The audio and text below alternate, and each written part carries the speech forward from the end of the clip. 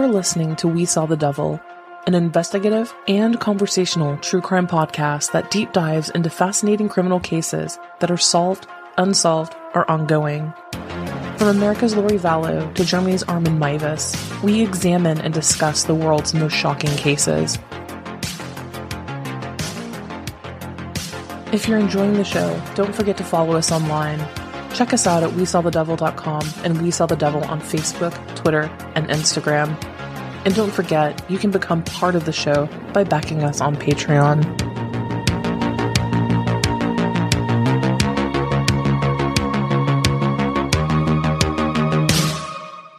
Hello everyone, you are listening to We Saw the Devil. This is Robin, and I am here with the first of 2 Halloween episodes this month. Today's episode is going to be kind of like a free-for-all.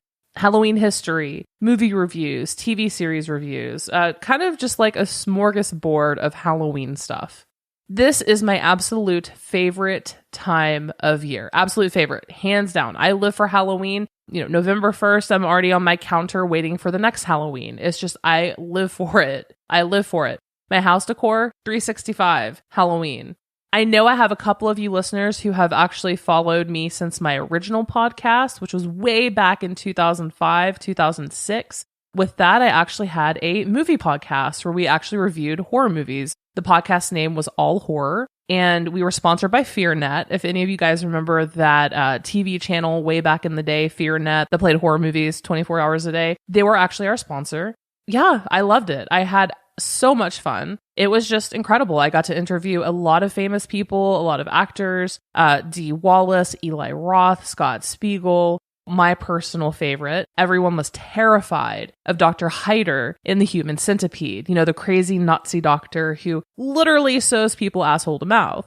Dieter Laser is the name of the gentleman who played Dr. Hyder. And I was so intimidated, I reached out and was like, hey, I'd love to talk to you about this film. And mind you, this man was probably in his late 60s, early 70s. Absolutely the sweetest human being in the entire world. He actually added me on Facebook after the interview. Unfortunately, he passed a couple years ago, but that was one of my brightest spots of doing all horror, is just meeting people, picking their brains, and so forth. And now I do true crime. I've always been obsessed with true crime. I think horror and true crime very closely go hand in hand. A lot of you listeners love horror. I see your posts or I get your emails. It's the two genres go hand in hand. A lot of overlap. So the second Halloween episode is going to come out later this week, and that's going to be the case episode. I'm actually going to be covering a case that's A, batshit insane, and B, actually is a film, does have a Hollywood adaptation of that case. It's quote unquote, loosely based on. So today is episode 1. I would have Halloween 365 if I could, you guys. But before we get into all of that, let's just get our quick housekeeping out of the way. Again, you're listening to We Saw the Devil. I'm your host, Robin. You can check out our website at WeSawTheDevil.com. From there, you can find us across all social media, Twitter, Facebook, Instagram. Currently working on a TikTok account to make some little case videos. And if you ever have questions, concerns, compliments, or complaints, you can email info@WeSawTheDevil.com to be heard. And I want to know what you guys do for Halloween. I know a lot of you are moms and have, what I, as a single person with no children, I call them crotch goblins. A lot of you have crotch goblins, and amazing. Love it. Love that for you. It is really cute to see them in their little costumes. So are you going to be trick-or-treating? Are you going to go to a party? Are you gonna, what are you gonna do? I want to hear all of your plans. Me, I am so boring. I basically get a cache of movies that I want to see. I order pizza, have my favorite beer, which, by the way, is Shipyard Pumpkinhead. And I pretty much have my own little Halloween extravaganza by myself. And that has been my ritual for pretty much as long as I can remember. Wake up in the morning, grab a caramel ribbon crunch frappuccino from Starbucks, come home, make some snacks, pregame, and basically movie it out for the rest of the day, and then hand out candy to the neighborhood kids. But yeah, relay, I want to hear your plans. Do any of you have anything just crazy going on? But I think it's time to get started and talk about Halloween. In the previous episode, I talked about the Toolbox Killers, Roy Norris and Lawrence Bittaker. They killed their final victim, 16-year-old Shirley Ludford, on Halloween of 1979. I've also previously done an episode on 24-year-old Penn State student Cindy Song. She disappeared after returning to her apartment from a Halloween party on Halloween 2001. Ronald O'Brien killed his 8-year-old son Timothy by giving him a pixie sticks laced with cyanide. Most people know about that case, kind of in the same vein of the Tylenol murders. On Halloween night, 1981, 18-year-old Johnny Frank Garrett broke into a Texas convent and brutally raped and murdered Tadia Benz, a 76-year-old nun. Even though these murders and kidnappings weren't necessarily committed in the name of Halloween, they've all become pretty synonymous with it. And I mean, the list goes on and on and on. Halloween and crime and murder and mayhem just all goes hand in hand together. And Halloween being tied to horrible happenings isn't solely due to that murder mayhem aspect. A study done by the National Highway Traffic Safety Administration examined more than 40 years of data. Like 40 Halloweens, you guys. They ran the numbers and were able to determine and pinpoint that pedestrian fatalities were 43% higher on Halloween than the control evening 1 week prior and then 1 week after. So they examined the weeks before Halloween and then the weeks after Halloween, and Halloween night had 43% higher pedestrian fatalities. They obviously concluded that this was due to the uptick of pedestrians on the road combined with the uptick in alcohol consumption. I mean, no brainer, right? So there are a lot more pedestrian fatalities on Halloween. And then talking about crime in general, Halloween itself also sees an uptick in violent crimes. As most people know, statistically, most violent crime occurs between 7 p.m. and 1 a.m., with the peak time being somewhere around 10 p.m. That's prime time for Halloween. Like, trick-or-treaters are kind of probably starting to turn in at that point. The parties are just getting started or raging. And way, way, way more people are out and about at bars and clubs. Combine that with the alcohol, combine that with some, intoxicants, and that is a recipe for trouble. Travelers Insurance actually released a study last year, and that study concluded that crime-related insurance claims spiked by an average of 24% on October 31st each year. And you'll actually see little breadcrumbs of this, like little spoilers, like little pre-game things. I especially love the Facebook ads from defense attorneys already getting their foot in the door of Halloween mishaps. Like, are you going to do something irreparably stupid? Remember me, here's my number. I've actually already seen a handful of those, like as of a week or two ago, pop up randomly on Facebook. First, I find them hilarious. And then secondly, I'm like, why the hell am I getting these? I've never been in trouble in my life. Cool story. And if you're anywhere on social media, you've already seen every true crime podcast known to man doing a This Halloween Murder episode. Some sort of crime that took place on Halloween or, a movie, something like that.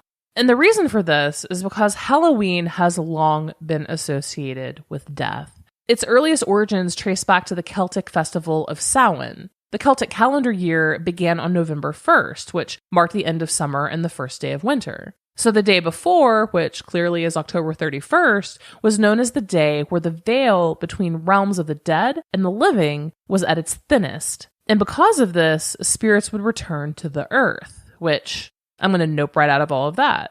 So that means that Halloween's oldest roots date back more than 4,000 years ago, to Ireland, Scotland, modern-day UK. The Celts would disguise themselves as demons and spirits so they would go undetected by the real ghosts wandering the streets during Samhain. They would dress up as terrifying apparitions.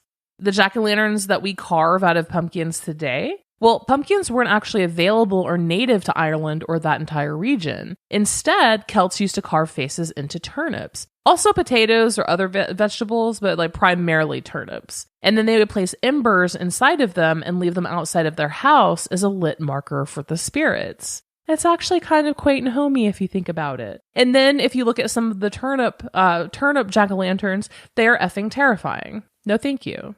By the time colonial America got its start, they had quote-unquote play parties that celebrated the harvest and the season change. Obviously from summer and fall going into winter. American colonists would eat, they would party, they would dance, and they would tell each other ghost stories in all of their different meeting halls. And it has to be said and pointed out that this was for the original and then southern colonies. New England was far too Protestant for this mess. They were like having no part of it, of that devil worship and witchcraft at all. I mean, Salem witch trials, anyone. And then there were the Irish immigrants coming to the United States, and they brought with them their custom of carving turnips. Except pumpkins were, pretty readily available and native to America. So people began to carve pumpkins, and then this custom spread throughout the decades, and then that's why we have jack-o'-lantern carving now. So if you carved a jack-o'-lantern with your family, your child, know that A, you should be really, really happy that that's not a turnip, and B, that that's actually a 4,000-year-old custom. By the early 1900s, Halloween parties became super common for both adults and children, and many of the religious themes were actually taken out of it in favor of more like family-friendly lore. Funnily enough, by the 1920s, trick-or-treating became a really popular activity. And this was actually, at least in the American version, kind of a proactive response by American communities and community leaders to limit vandalism. If all of the kids were out walking around and trying to get candy or food, there would be no time for hooliganism, vandalism, and trickery. I don't know about you guys, but bribery works for me too. Like, I'm totally all about that. You don't want me to smash a mailbox? Sure, give me a Kit Kat. Like, that works. We're good there. And it's kind of funny since it's kind of a deviation from its original origins. All Souls Day. Sometime in the 10th century, a Catholic priest instituted All Souls Day as a day to pray for the souls of deceased family members. Everyday people who had lived decent lives, and they were just waiting in purgatory until they were, basically worthy to enter heaven. Because who doesn't love a little Catholic guilt? So these living people were just torn up and devastated knowing that their dead wife or mother or child were just hanging out and chilling in purgatory, waiting to be worthy of entering heaven. So this Catholic priest instituted All Souls Day. There were parades and festivities, and then poor citizens would actually come beg for food, and then those families, those grieving families, would give them pastries called soul cakes. They would give them in return for the poor citizens' promise that they would pray for the family's dead relative so that they would make it into heaven. And a form of that was done even earlier back with the Celts for Samhain. Like, villagers would leave bowls of food outside of their homes so that ghosts would not enter. Like, here's my food, leave me alone. All of these different customs are thousands of years old. They've just taken on different intentions or a different look. And celebrating Halloween as a holiday has only gotten more popular since then. I mean, it's really entrenched into every single aspect of culture, especially media. In the 1960s, It's the Great Pumpkin Charlie Brown. 1978 brought the iconic Halloween, directed by John Carpenter with Michael Myers. 1993 saw both Hocus Pocus and Nightmare Before Christmas, which both of those films are cult classics and beloved by many. 2007 saw Trick or Treat with everyone's favorite Samhain representative Sam, and then Rob Zombie's Lords of Salem came out in 2012. And movies just keep coming and keep coming and keep coming. People flock to theaters each year for movie franchises or movies like Saw. And this year, it was the insanely grotesque and blood-soaked Terrifier 2, and then also the new Hellraiser reboot on Hulu. Halloween is a multi-billion-dollar industry. Americans spend an average of $6 billion on Halloween each year, from candy to costumes to parties and events. It's the second largest holiday behind Christmas. Americans will end up buying 600 million pounds of candy for Halloween. I'm so sorry, I'm just going to be completely transparent about this. I'm personally probably responsible for 599 million pounds of that just in candy corn. Brock's only. Guys, I don't care. Candy corn is valid. Candy corn is a valid candy, and it is delicious. And I don't know how many of you need to hear this, but there is a blow pop, like the brand blow pop that has the big, the big suckers. One of the large ones is candy corn flavored, and it is legitimately my favorite candy in the whole world. And let's talk about some candy, because trick-or-treating originally didn't just involve sweets or candies, but let's talk about candies nonetheless. And this is something that I found incredibly disturbing. The caramel suckers, sugar daddies? I don't know why I want to say that like Blanche Devereaux from the Golden Girls, sugar daddy. But alas, I'm Southern, I can do that. Apparently, back in the day, they used to be called papa suckers. I am so glad that name changed. It's not like it's any better. Like, sugar daddy isn't really that better, but at least it's not a papa sucker. And then perhaps one of my favorite facts, and I'm actually shocked at how few people know this, is that in the wild, how animals have this inherent revulsion to things that look different or things that taste bad or, warn them. I feel like this is accurate for black licorice. I am so sorry to those of you who love black licorice. It tastes like a combination of fermented fish and Satan's butthole. It is not good. Please, please get help. But black licorice can actually kill you. Eating too much of it can cause kidney failure and even paralysis because it can cause, in huge amounts, low potassium and electrolyte levels. And that's for as little as 2 ounces of black licorice a day for up to 2 weeks has been proven to cause a heart rhythm problem, particularly for people over 40. And this is all per the FDA because they actually have some cases of this right now. And back in 2020, and we're talking the heart of the pandemic because, guys, we obviously need another really uplifting story back from that year. A Massachusetts construction worker was used to enjoying 1 to 2, quote unquote, large bags of black licorice every day, and it did not end in his favor. And this is per the New York Times article on this case. Quote, the man was at a fast food restaurant when he abruptly went into cardiac arrest. He, quote, gasped suddenly with full body shaking and loss of consciousness. Paramedics arrived within minutes and revived him with 4 shocks and CPR. But when he was admitted to the hospital about 30 minutes later, doctors found he had multi-organ failure, profound metabolic derangements, dangerously low levels of potassium in his blood, and cardiac arrest associated with ventricular fibrillation. What that means is that the lower chambers of his heart were twitching erratically without pumping blood. And that's what happens with licorice poisoning. And the New England Journal of Medicine has actually been writing extensively about that, not only that case, but other cases as well. There's a reason that nature warns you of threat, and there's a reason that black licorice looks, smells, and tastes like it does, guys. Do not fall for that trap. If you are a big vanilla fan, castoreum is actually used to give some sweets their vanilla, strawberry, and raspberry flavors. If you enjoy partaking in those particular flavors, it's likely that you have been ingesting beaver secretions. Some people say that the most important invention in world history is the inventing of the printing press. I disagree. The man who invented the ring pop, the little crappy plastic ring that slips over your finger and has that big sucker on it that's shaped like Aladdin's jewel, he did that to stop his daughter from sucking her thumb. Brilliant. Absolutely brilliant. I mean, everyone just like clap, clap, clap, clap. Finger snaps for this man because that is absolutely brilliant. I wish my parents had done that for me. Also, more than 70% of the world's cocoa is grown in West Africa. And for those of you who have not watched the documentaries or the YouTube videos or the Vice documentaries, West African farms heavily depend on the use of child labor to remain operational. Basically, more or less, even if you are buying from an ethically sourced cocoa, like chocolate company, it is actually probable that that cocoa was still processed by child labor. Sad fact of the day, because no one wants to support that. And then palm oil is being used in everything in in a lot of candies, especially like my beloved Nutella. And that's destroying the rainforests and, taking away the habitats of orangutans. So naturally, I had to stop eating it so I wouldn't feel like a piece of shit anymore. That was killing apes. So cool story there. But not necessarily a very good ingredient to buy into, for sure. And then speaking of candy and all of this stuff, there is actually a murder mystery here.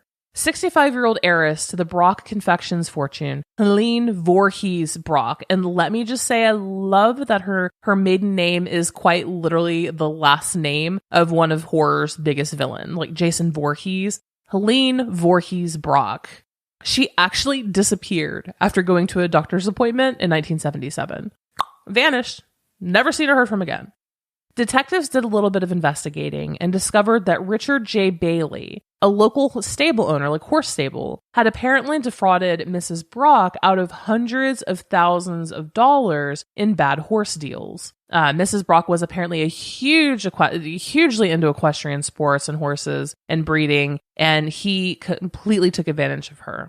So they discovered that. But not only that, they also found evidence that he called out and ordered a hit on her, like to have her executed. Unfortunately, they could find no evidence that proved without a shadow of a doubt that he actually committed the murder. So he was actually sentenced to life in prison for fraud, and still to this day, Helene Voorhees Brock has never been seen or heard from again. But let's go ahead and get to the part of this episode that I am most excited about, and that is the movie and show documentary recommendations. I have a list of films that I am going to recommend to you. I'm also going to go ahead and post these to our social media. If you hear of something that piques your interest, you'll be able to go find it. Let's start first with gory films. These are films that really, really focus on blood, gore, realism, things like that. Or just ultraviolence as a whole. Disclaimer, these films are not for everyone. In fact, they are not for most people. So I have 5 recommendations in this category for you. The first film is called Tater City. Tater City came out in 2012. It's directed by Julio De Santi, an Italian director. It's made by a company called Necrostorm, who I love, and they have a whole series of films. Mainly, they call them splatter films. I mean, it's a lot of the effects look fake, but it's all practical effects for the most part, and yeah, it's all about basically blood and guts. Tater City is a very interesting film. It is about, basically, we're in a dystopian future. It has very much like cyberpunk vibes, a very stylized soundtrack as well. Basically, the government is using mass control, like radio waves, to keep everyone in check. And what they're doing is they're actually recycling criminals, people who commit crimes. They are actually recycling their bodies and turning them into hamburgers, like at the in this world's equivalent to McDonald's. It sounds ridiculous. Super fun movie, super high energy and super stylized. The acting is fun. It is actually really funny, and it's kind of an overall commentary on capitalism and how it pretty much just like screws up everyone, like corporate greed and whatnot. It's really, really fun. And the gore is just so ridiculously over the top that it actually becomes funny. Number 2 is Tokyo Gore Police. Basically, it's kind of like a futuristic version of Tokyo, and there is a policewoman, and she wields a samurai sword, and she has kind of like weird mutations, and she fights other mutants, and it's just really, really, really fun. It's actually kind of considered a classic. It came out in 2008, and it actually has a 4.1 out of 5 rating overall. It is kind of like a gem that a lot of people absolutely love. You can actually find that right now on both Tubi and Amazon Prime. It's actually kind of a well-known film. It's not really that hard to find. For film number 3, I'm going to go ahead and take the heat on this one, but I absolutely love it. And in my horror podcast that I did, I actually interviewed Serge Trifunovic from the film, who played the evil director behind the chaos. I love a Serbian film. It makes the list of most disturbing movies, like every list of most disturbing movie ever made. It is definitely not for the squeamish, and it is not for the easily offended. That being said, it is a gorgeously shot film. I don't know how many of you know this, but I actually wanted to do film. My life dream was doing film. Then I decided that I would like to actually eat and not be hungry. So I decided to change degrees and majors, but if I could do anything that I wanted, I would be a filmmaker. A Serbian film is one of the most beautifully shot films, photography, colors, the acting is perfect. It obviously has a considerable amount of guts and gore. It is controversial for a variety of reasons. I personally do not believe that it is as offensive or insane as everyone makes it out to be, but that is just me. The premise of the film is there is a porn star, and he was one of Serbia's most well-known porn stars. He retired, he has a wife and a small son, and basically he isn't working. He and his family are going broke. Bills need to be paid. That was his profession, and he needs money. So a weird porn director approaches him and says, hey, there's a new kind of porn now. It's very artistic. You would be really proud to do this. Come work for us. And so he does. And basically he enters into an underground world that is just unspeakable. Definite subject matter disclaimer on that one. But it is a very, very solid movie, technically speaking. All the way around, it's actually probably in my top 10. All right, then we get to Terrifier. Now, I'm not going to lie, guys. Terrifier 1, I know a lot of you saw it. It's pretty much been everywhere. It's a really shitty movie. Like, the acting is terrible. It's pretty bad. But the character of Art the Clown is absolutely terrifying. His character was actually included in a film called All Hallows Eve.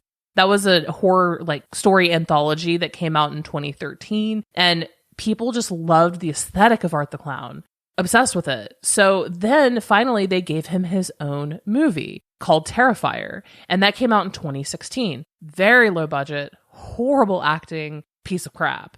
Except Art the Clown is absolutely terrifying. When you make a horror movie, especially a slasher film, right? If you think about all of the greats like Michael Myers, Leatherface from Texas Chainsaw Massacre, Jason, Freddy Krueger, all of these slasher personalities, they stick out, right? What they look like. Right now, even though you're not seeing it, you can visualize Michael Myers' mask. You can see Jason's hockey mask. You can see Freddy's clothing, the sweater and the pants and his glove of knives.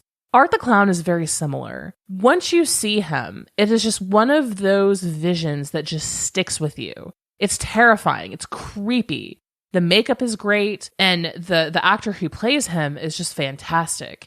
In All Hallows Eve, he was played by another gentleman, but starting with the first feature film, he actually was cast, David Howard Thornton, an actor, was cast to play Art, and he just brought it to life. He elevated this character. So even though Terrifier from 2016 was a steaming piece of shit, he absolutely made it and made people watch it. Like, I would pick up Terrifier and watch it again. I can't stand every second of this film, but every time Art the Clown is on screen, you can't look away. And it's incredibly, incredibly gory. The end of Terrifier 1 is incredibly gory. Terrifier 2, which just came out not terribly long ago. I don't know if you guys have been seeing it. Came out on October 6th.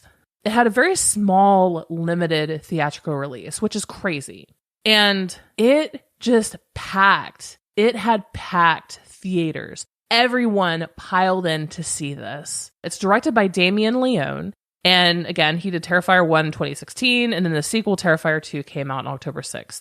Very small, limited theatrical release, sold out. So they expanded it. And then the news came. This is grotesque, it's bloody, it's gory. People were passing out and vomiting, very similar to reactions from The Exorcist back in the 70s. I was like, okay, well, I'm not normal. I'm not normal. My movie tastes are not normal. People in the horror community who love, rougher films and stuff, like, our bar for gore in a horror movie is kind of high. Like, our tolerance level is kind of high. So I've been sitting here, and a bunch of my friends, we hadn't seen it yet. And we're like, oh, I'm sure it's not that bad. Someone who's used to Disney, Pixar, or rom-coms, sure, I'm sure they'll be really bothered. I finally actually watched this a couple nights ago. It's that bad. Like, it is really actually that bad. I honestly am shook. I'm shooketh that this film is actually still playing in like 5 movie theaters near my house. It is one of the goriest films I have ever seen in my life. To me, Terrifier 2 is far, far worse in terms of gore. Like, there are some times where I just cringe. I cringed. I hurt. I had imaginary wounds that hurt from watching this. It was so graphic. I feel like we're watching the birth of a new kind of horror franchise. I hope that it gets proper funding. Fun fact on Terrifier 2 is that it actually had just a budget of $250,000. Really small, right? Like, a very small movie. It's actually made at I think last I saw, like, 8.5 million back so far in the box office in just a couple weeks. I mean, that return is insane. And big media channels are actually seeing this and reporting on it, which I think is amazing. Like, as a huge horror fan, that's what I want more of. I want more attention to be put on horror films to be taken seriously. Obviously, these are just fun, what we call splatter films. They're not meant to be intellectual. They're just meant to be as gory as humanly possible. But yeah, it's a fun series of films. And Art the Clown is definitely like, the new Michael, Jason, Leatherface, Freddy, like that type of character. And again, those movies are not for everyone, but I thought I would throw those out there for those of you who, like me, are into those kinds of things. Now let's talk about foreign films. That's my second favorite category. Lots of good ones here, guys, if you are looking for some foreign films. Audition by Takashi Miike. Japanese film. It came out in 1999. Basically, it's about this sweet elderly man who is looking for a new wife. And so he basically stages a phony audition to meet and to audition women into becoming potentially his new wife, kind of like a ruse, right? It is definitely one of the most influential films in movie history. It's made the best, the top 100 best of lists. Pretty gory, but it is a huge psychological thriller. It's so good. So Audition would be probably one of my top picks for foreign films. My favorite movie of all time in the history of the world. And that is the 2008 French film Martyrs. Martyrs is, to me, the most brilliant film ever made. It is just pure brilliance. You have to go into it completely blind, not knowing anything other than the fact that it's about a girl who basically had horrific events happen to her when she was younger. She went into a children's orphanage, and she and her best friend went out in search of the family who tortured her to exact revenge. That's all you need to know. Watch it. You will be speechless. I was speechless for like 3 days after I watched that movie. Life-changing, really. Like when you see a film that just evokes so many different emotions from you. Like you want to, like this film will make you want to cry, but simultaneously, you're just elated. Followed up to that, I have a twofer for you. Original and a remake. And yes, I know that rarely happens. That would be Suspiria. Suspiria, 1977, originally made by Dario Argento. One of the most beautiful films ever made. It's just the lighting on it, the backlighting of the set is just so gorgeous. You have pinks and orange and purples, very 70s. Basically, it is about an American student named Susie who goes to Germany to attend ballet school. She wants to be a ballet dancer. So she gets there and weird stuff starts happening. And the school is actually a coven of witches. People obviously die in crazy ways and in really pretty lighting. It's absolutely wonderful. Then there was also a remake, which, and I'm going to go ahead and say it. I know it's not a popular thing to say, but the 2018 remake is just an absolute brilliant film. It actually stars Dakota Johnson of 50 Shades of Grey fame. Yes, I, like you, I was super freaking skeptical of that. That woman is a damn powerhouse of an actress. I will never question people's previous choices again. The cast is crazy. It has Tilda Swinton, Chloe Grace Moretz, Dakota Johnson, Mia Goth. I mean, it is literally a powerhouse of actresses. Tilda Swinton plays like 12 characters in the film. Absolutely insane. I don't know if you've seen Snowpiercer, the movie, but Tilda Swinton is just an absolute fucking phenomenal actress. So Suspiria 2018, Dakota Johnson plays Susie, and she ends up going to Germany and joining the dance troupe and whatnot. Very, very, very modernized, very dark, very bleak. Takes kind of a different approach to Suspiria, to the storyline. It's just so masterfully done. It's just so wonderful. So if you're looking for some films, I would watch Suspiria 1977, just have an orgasm over that color and the pinks and the purples and the blues and whatnot, and then go immediately to the polar opposite into the remake and watch a really dark witch movie. So good. Then we're moving to Australia here with Wolf Creek 1 and 2. Wolf Creek is admittedly one of my favorite franchises. It's loosely based on Australian serial killer Ivan Milat. Crazy Australian serial killer who would get people out of the Australian outback, motorists and whatnot, and he would, typically kill the boyfriend and do his thing. Horrifying man. Wolf Creek has the same kind of setup. Crazy outback man kills motorists and people passing through. Bloodlust for absolutely no reason whatsoever. But very, very, very well done and just great entertaining films.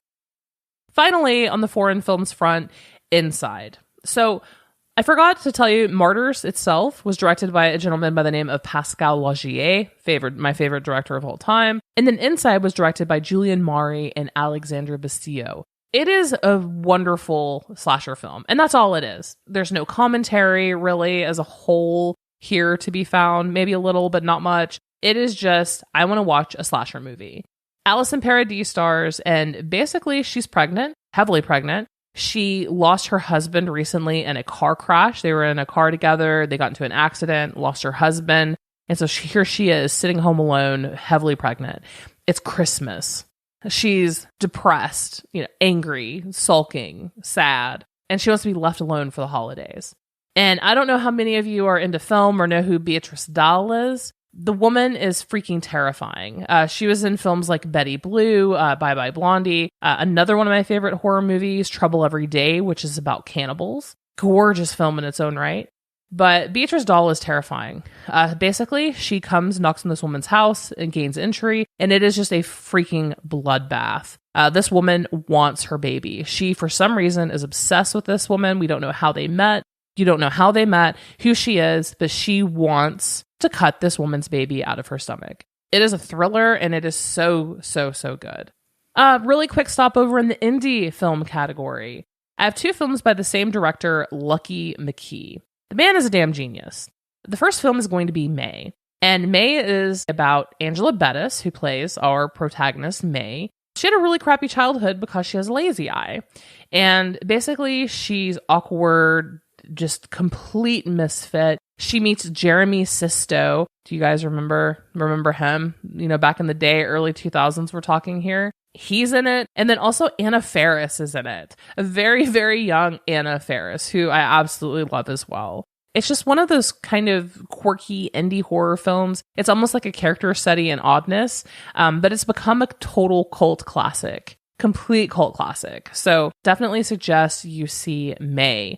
Also by Lucky McKee, because apparently he's a wonderful director, is the movie The Woman. The Woman is based on a trilogy of books by Jack Ketchum. And if you're a big reader, a voracious reader like myself, get these books. They're fascinating.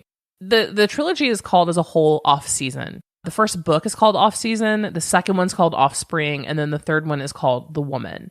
The entire trilogy takes place in Maine. And this is an urban legend too in Maine, I learned, that there is kind of like a feral tribe of people living kind of like on coastal Maine and northeastern Maine on the coast, and they are uncivilized, as it were. Also cannibals. They're cannibals. The first 2 films kind of follow that, and then the third film, The Woman, there's one left. She's the last of her kind. The rest have died for a variety of different reasons you find out in the films, but she's it. And it is a wild movie. The woman is played by Pollyanna McIntosh, who's very tall. She's like 6 foot something. She's crazy tall. She's a model. She's all filthy and nasty. She's out in the woods, and she's actually caught by a man who's out hunting. He catches her in a net, takes her home, chains her in the basement, and then tells his family, his wife, who, by the way, is played by Angelle B from May, and tells his wife and 2 teenage children, hey, this is our new project right now. We're going to make her civilized. And of course, it's kind of like this allegory for, civilized doesn't mean civilized, that people can be monsters regardless of how we live and blah, blah, blah, blah. But it's just a really quirky movie. Yeah, it is absolutely worth a watch. It's so much fun. I love the interspersed modern day rock track that just takes you completely out of the film. There was also another sequel to this, not based on a book, called Darlin'. Also equally funny, if you've ever wondered what a completely uncivilized cannibal looks like, riding in a car wearing sunglasses, that's the movie for you as well. But personally, The Woman is probably in my top 20 list of horror movies of all time. 2 more picks in the indie category. One is the whole damn franchise of Wreck. Don't want to give it away, but if you like zombies, infection movie, 28 Days Later, Walking Dead, anything like that, whether it's zombies or infection type movies, you're going to love Wreck. It's a Spanish franchise. It's absolutely freaking terrifying. America tried to do a really shitty version of it, a reboot, American version called Quarantine. It starred Jennifer Carpenter of Dexter fame. It was a hot turd on a summer's day, so that never found any traction. However, we actually got 4 Wrecks. So if you are looking for a new franchise, you love, zombies, infection type of stuff, every single one is wonderful. That's REC, Wreck. You can find them streaming pretty much everywhere. And finally, for the indie category, guys, it's The Dark and the Wicked. This movie came out in 2020, and I am not going to lie, it traumatized the shit out of me. I was not expecting this movie to be this scary. I am the child. I saw The Exorcist when I was 6 years old and laughed at it. Very, very, very little actually scares me. This one scared the bejesus out of me. Small town, really super rural Texas. A dad, like a father, patriarch of the family, is dying. His wife is left to, take care of the home and the house chores and stuff. And so they call their son and daughter, they're in their, late 20s, early 30s, to the homestead to take care of the farm, do some chores, and kind of gather at his impending death.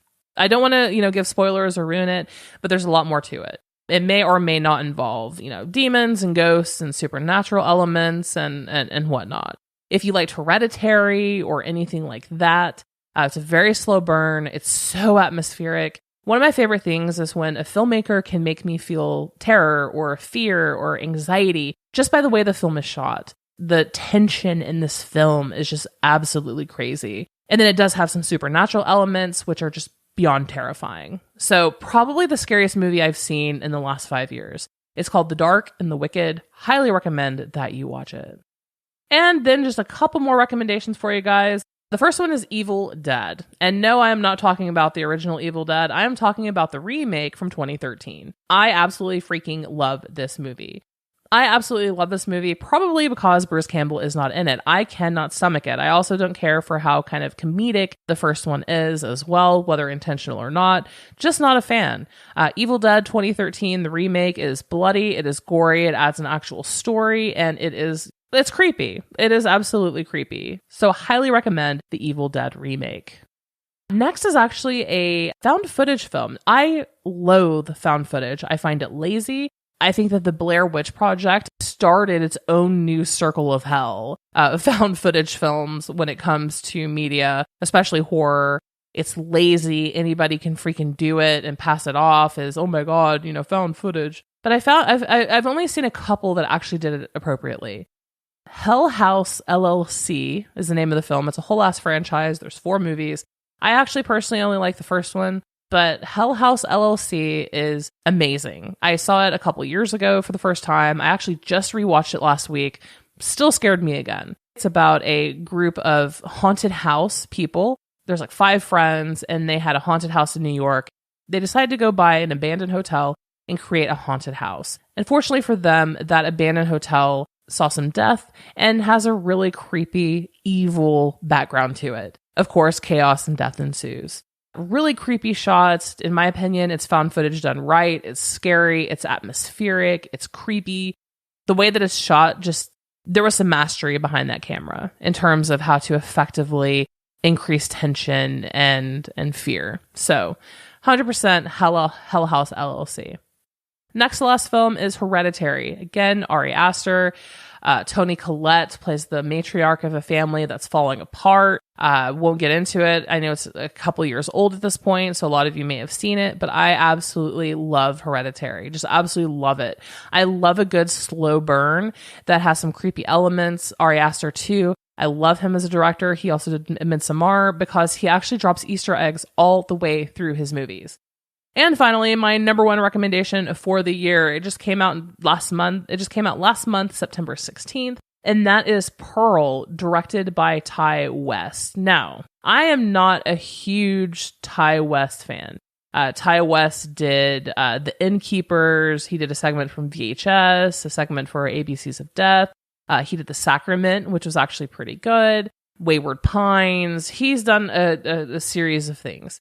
The first film, Pearl, is actually part of a trilogy. The first film came out earlier this year, and it was called X. And it stars Mia Goth. Now, X, the movie, takes place in 1979, and it basically follows a group of young filmmakers, porno makers. They go off into rural Texas to make a porno. They basically rent kind of like an outhouse or like an outbuilding from an old family in order to be able to film porn and not get in trouble for it. All hell obviously breaks loose from the homeowners. And yeah, the sequel, the next film that came out, is actually a prequel to X, and it's called Pearl. In the movie X, Mia Goth plays an actress, a young porn actress named Maxine, who's looking for stardom, wants to be a Hollywood actress starting out in porn.